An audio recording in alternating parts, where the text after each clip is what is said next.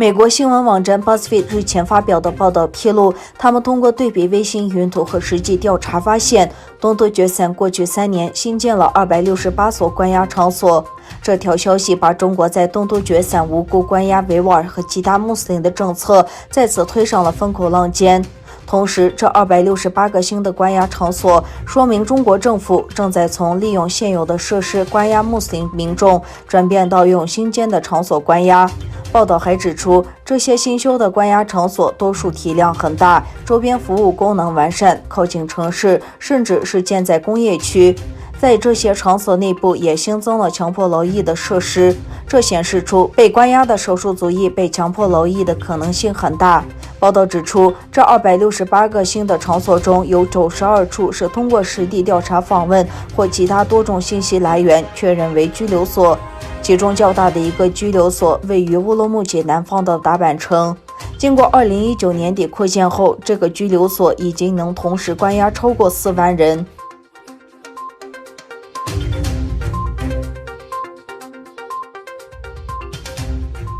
中国外交部长王毅对挪威的访问遭到人权组织以及维吾尔、藏族和西藏人的联合抗议。对欧洲进行为期1周访问的中国外交部长王毅在8月26日访问荷兰期间，受到由欧洲东突厥散教育协会组织的维吾尔人的抗议。在王毅8月27日进入挪威之前，挪威媒体说，中挪经济合作将在进一步使挪威依赖中国的过程中发挥作用。有媒体报道呼吁挪威政府不会允许中国政府对维吾尔、香港人和西藏人的镇压。他发表了一系列文章，倡导不允许这样做。挪威维吾尔协会于8月26日致信挪威外交部亚洲司的信中称，中共集中营和种族灭绝政策、对维吾尔妇女的强迫不育手术、强迫维吾尔儿童与父母分离以及在国外监视维吾尔等议题应该被列入中挪会谈议程。挪威外交部亚洲司在一份声明中说，这些问题已列入我们的议程。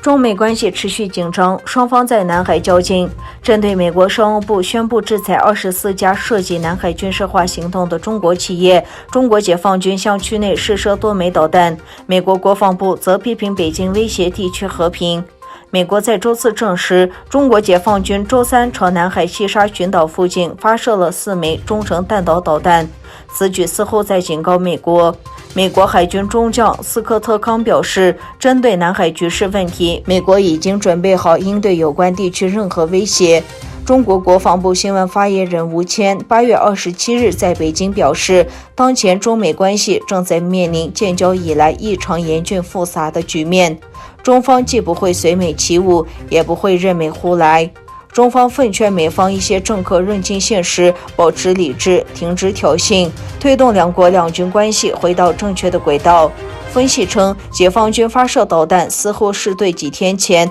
2架美军侦察机飞到演习禁区与南海一带的行为的回应。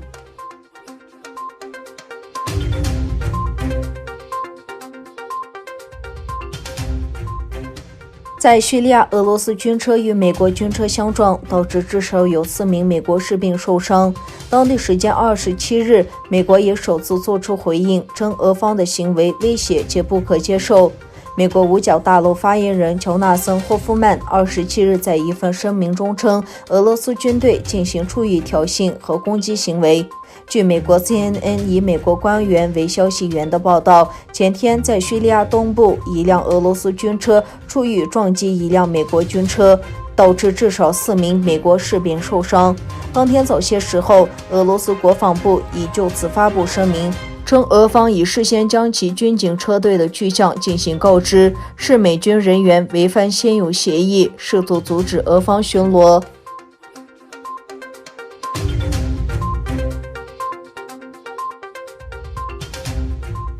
美国总统特朗普分别与土耳其总统埃尔多安和希腊总理进行电话交谈，讨论当地中海紧张局势与军事演习，并呼吁保持冷静。美国总统特朗普当地时间26日晚与希腊总理和土耳其总统埃尔多安进行了电话交谈。并在电话交谈中对希腊和土耳其在东地中海地区紧张关系表示担忧。白宫发表声明称，特朗普呼吁北约2成员国就东地中海地区能源资源权之争进行对话。